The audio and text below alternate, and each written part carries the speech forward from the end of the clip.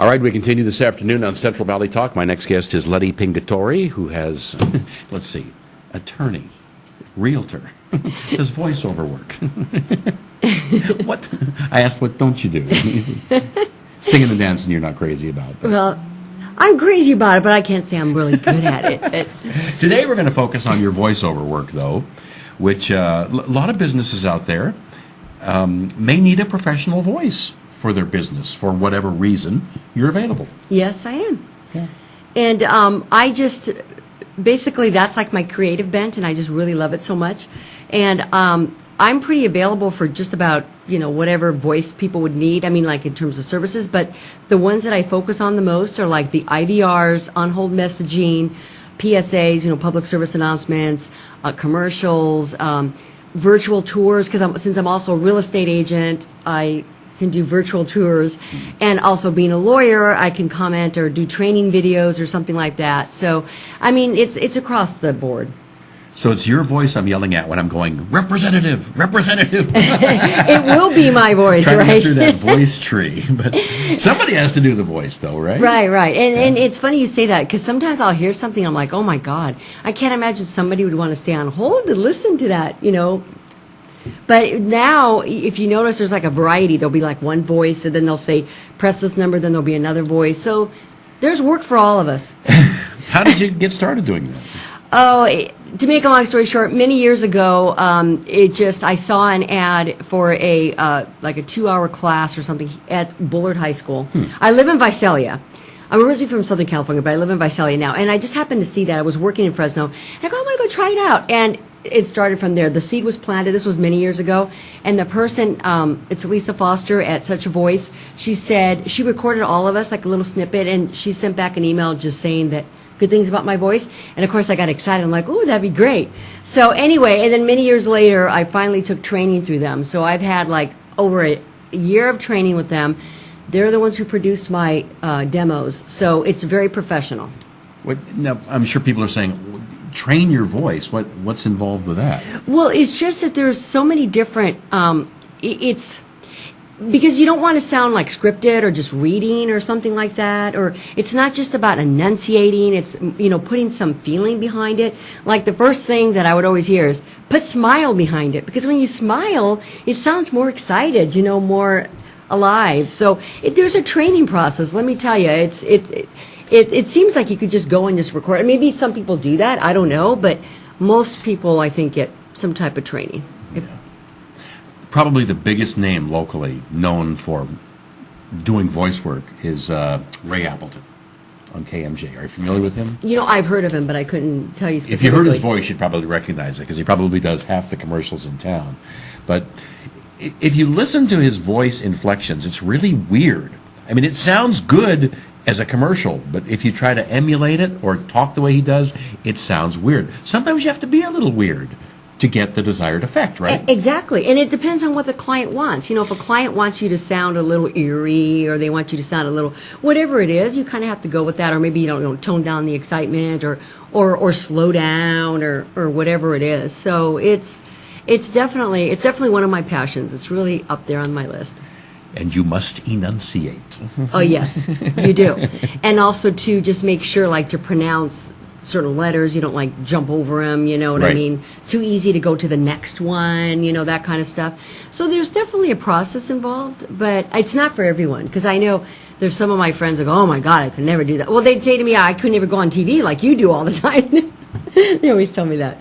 But, everybody's different, right? Otherwise, we'd all be doing the same thing. That's right. Who was your first client?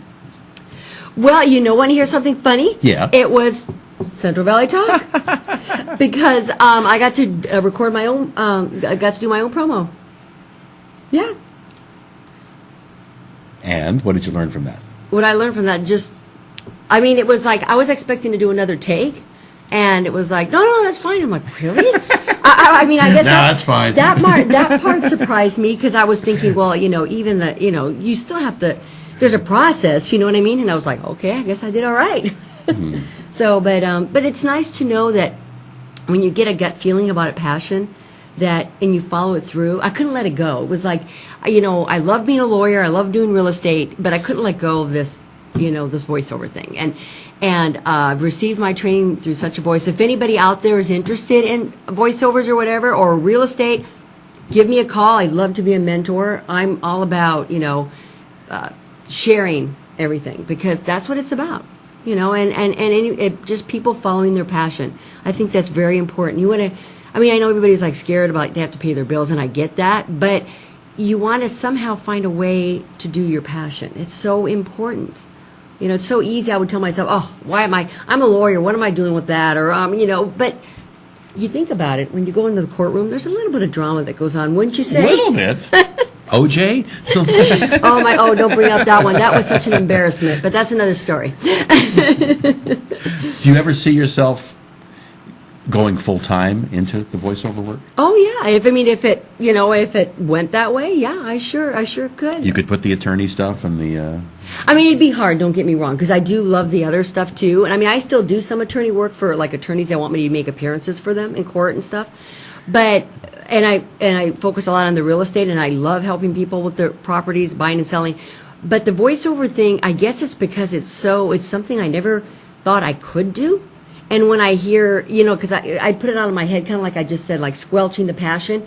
It's like I always knew I wanted to be a lawyer. Thank God for my parents, because they really emphasized education. And my mother would always say, you like to argue, you like to write, you need to be a lawyer. Okay? So, that was, the seed was planted, but nobody. She knew. Yeah. But nobody ever said, oh, you could do voiceovers, or you could act, or something like that. And so, anyway, so it's just one of those things that kind of evolved. You know how life is. I do. All right. So how can folks reach you if they need you to do a voiceover for them? Well, I guess best would be my phone number, which is 559-281-4568. And I did email some of my demos, if we can play. Do we have a few minutes? That's right. We have an example here, yeah. Let's hit it. Let's take a listen. You may have heard the term lone wolf. The truth is, wolves are social animals living and hunting in packs of 10. In fact, their spine-tingling howl is not a statement of independence or intimidation. It's an attempt to communicate with the pack so they can find their way home. Located in a quiet, walkable neighborhood. Now, what would that be an example of? Well, that would be like more like maybe a documentary? Yes, or it's not really. I guess it could be a public service announcement, but not really. More of a documentary, kind of like a narration type of information about about wolves.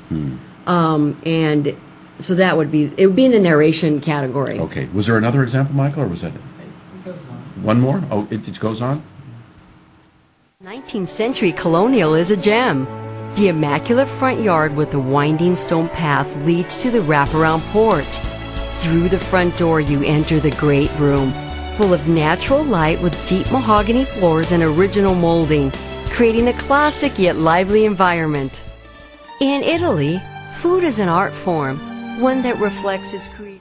Now, that would be for what, a real estate listing? Like a virtual tour type of thing, explaining the listing and just going through it. Yeah. All right. Well, I'm glad you found something you enjoy. That's really important in life, to find something you enjoy and then make some money doing it. Yes, a win-win, right? And Leti Pingitore. Yes, thank you so much for having me on. I really appreciate it. It's always a pleasure. Thank you for coming up from Visalia. Say hi to all of our friends down there. I sure will. And we will be back with more on Central Valley Talk.